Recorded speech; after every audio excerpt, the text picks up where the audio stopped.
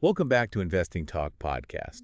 We've got an interesting one to dig into today, folks. Yeah, lots of buzz lately. Lots of buzz about Pinterest. That's P-I-N-S. The INS. That's right, on your trading platform of choice. And for good reason. Yeah, for good reason. I mean, its stock has been all over the place. Up and down all around. Almost $90 a share in early 2021. Wow. Down to just $17 in 2022. Ooh. Now it's hanging out around $29. So where's it going next? That is the million-dollar question, isn't it? I mean, some analysts are even predicting it could hit $50 by 2025. That'd be something. That would be something. So is Pinterest a hidden gem? Or trap. Or a trap? Right. I mean, that's what we're trying to figure out today. Yeah. We're looking at recent news earnings reports and some technical analysis. See what we can find. That's right.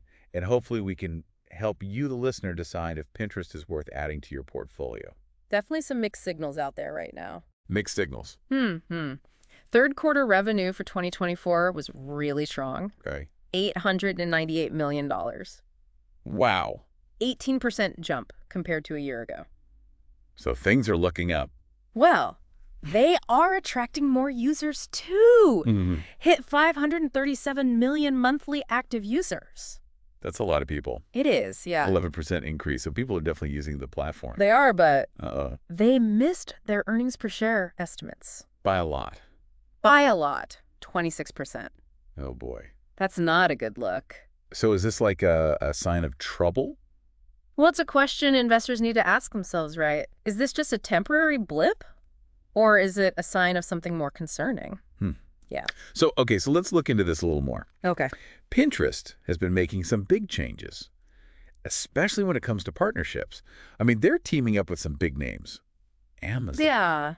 Amazon. Google. I mean, these partnerships could really open up their ad revenue potential. Absolutely.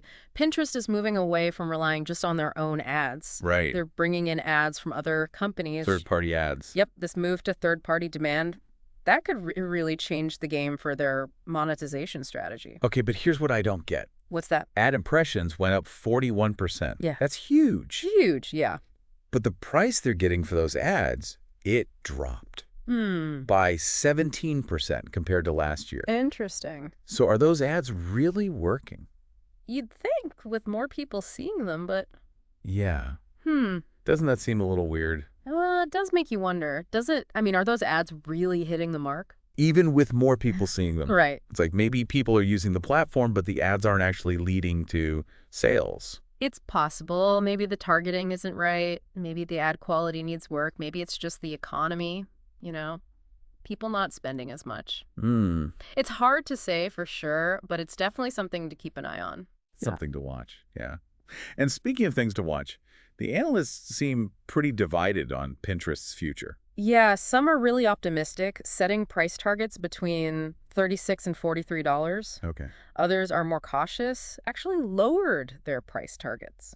So who's right? That's the question, isn't it? It is. I mean, with all these mixed signals, where do we even begin? Well, the charts can give us some clues sometimes, technical indicators. Right. So right now, PINS is trading below its 50-day moving average. That's $30.76. And it's also below its 200-day moving average. What's that?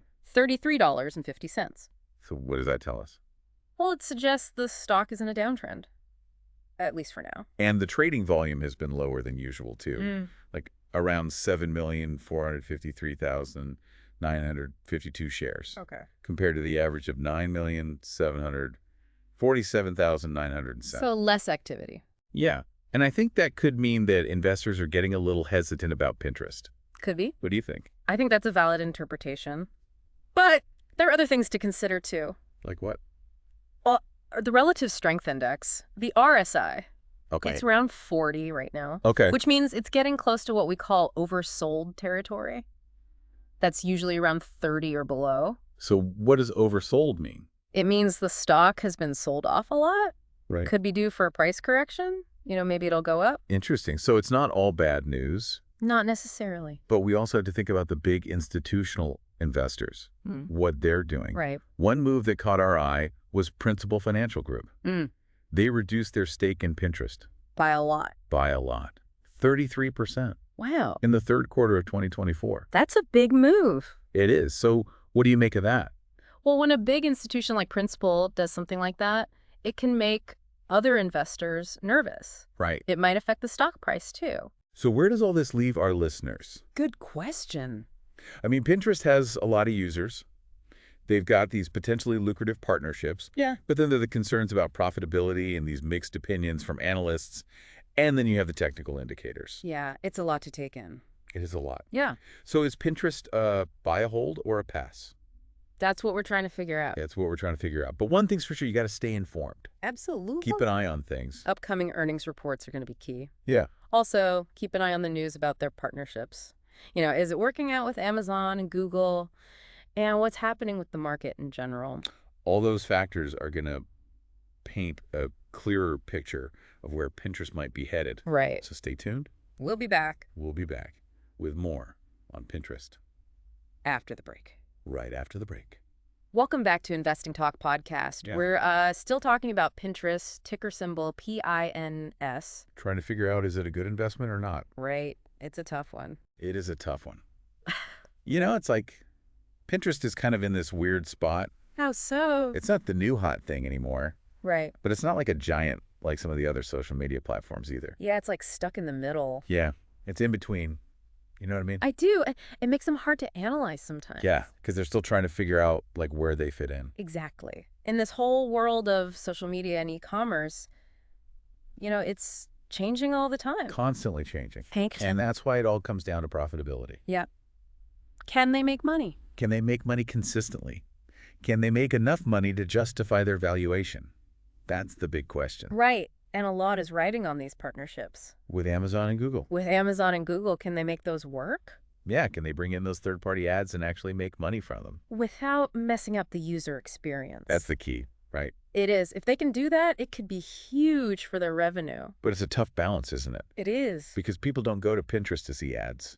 They go for inspiration ideas, Right. It's a different vibe than like a regular shopping site. It's Pinterest has to be careful. Yeah. They can't just turn into a giant ad platform. Right. It has to feel Authentic. Authentic. Yeah. So what do you tell the average investor who's listening to this right now?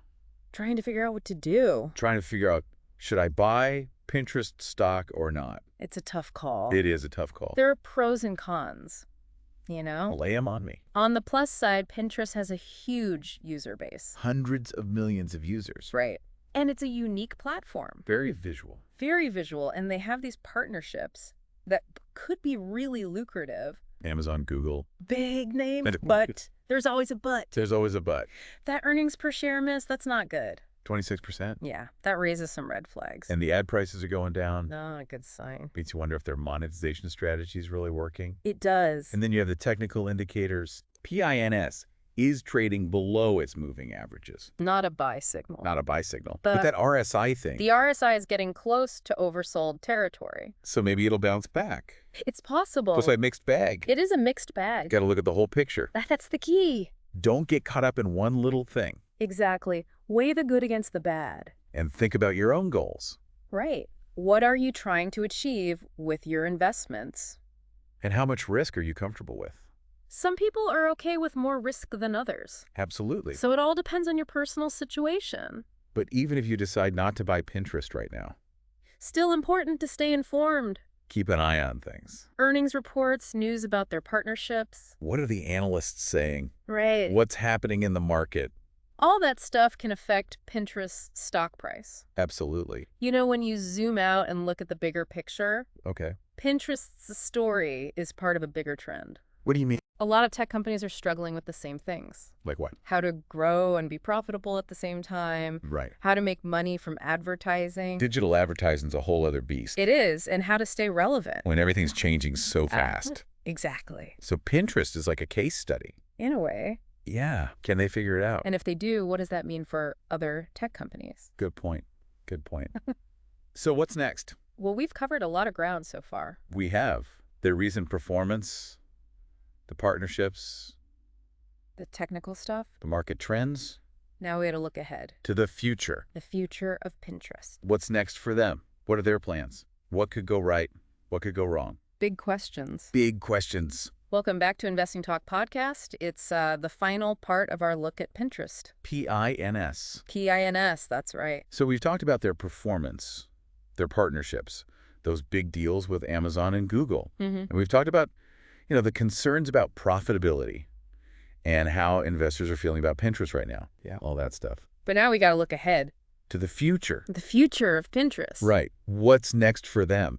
Can they actually hit that $50 price target that some analysts are predicting? What has to happen? Well, they've got to execute. They've got the users, they've got the ad impressions. But they've got to turn that into cold, hard cash. Exactly. They need to make sure those ads are actually working, that they're targeted to the right people, that people are actually clicking on them and buying stuff. And that's where their data comes in. Right. I mean, Pinterest knows a lot about its users. A lot. What they like, what they're interested in, what they're pinning. Right. So if they can use that data to make their ads super relevant. Super targeted. Yeah. Yeah. Then they could really have something special. They could. They could become a really powerful advertising platform. Think about it. People go to Pinterest to find ideas for their homes, their clothes, recipes, travel destinations. They're already in the mood to buy stuff. They're primed. They're primed. So if you can show them the right ad at the right time. It's a recipe for success. It is. But of course, Pinterest isn't the only one trying to do this. No. They've got competition. Big time competition. From other social media companies, from e-commerce platforms, everyone wants a piece of the advertising pie. Right. So the question is, can Pinterest stand out? Can they offer something that no one else can? I think they can. How so? Visual search. Yeah. That's their secret weapon. You can take a picture of something you like, a lamp, a pair of shoes, whatever. And Pinterest will show you similar things you can buy. That's pretty cool. It is pretty cool. And they're always adding new stuff. Shoppable pins, augmented reality. They're not afraid to try new things. And that's important in this industry. You got to stay ahead of the curve. You do. So, big question. Would you recommend Pinterest stock to our listeners? That's a tough one. It depends. On what? On your individual situation, your risk tolerance, your investment goals. Right. Pinterest has a lot of potential, but it's not without risks. It's a volatile stock. It's in a competitive industry. Right. So you got to weigh the pros and cons. Do your research. Absolutely. But if you are thinking about investing in Pinterest, here are a few things to watch. Okay. First, their earnings reports. Are they making money? Are they growing their revenue? That's key. Second, their partnerships. Are those deals with Amazon and Google actually working? Are they bringing in more ad revenue? Good point. Third, innovation. Are they coming up with cool new features? Are they keeping up with the competition? Those are all important factors. They are. And finally, remember, investing in any individual stock is risky. Always risky. So don't put all your eggs in one basket. Diversify. Diversify. That's right. So hopefully this deep dive into Pinterest has been helpful. Right. It's a fascinating company. It is. Lots of potential. Lots of potential. Nah. But we'll have to wait and see what the future holds. That's the fun part. It is the fun part. So thanks for joining us on Investing Talk Podcast. If you enjoyed this episode, please subscribe to our show and share it with your friends. We appreciate your support. And we'll see you next time for another exciting deep dive into the world of investing.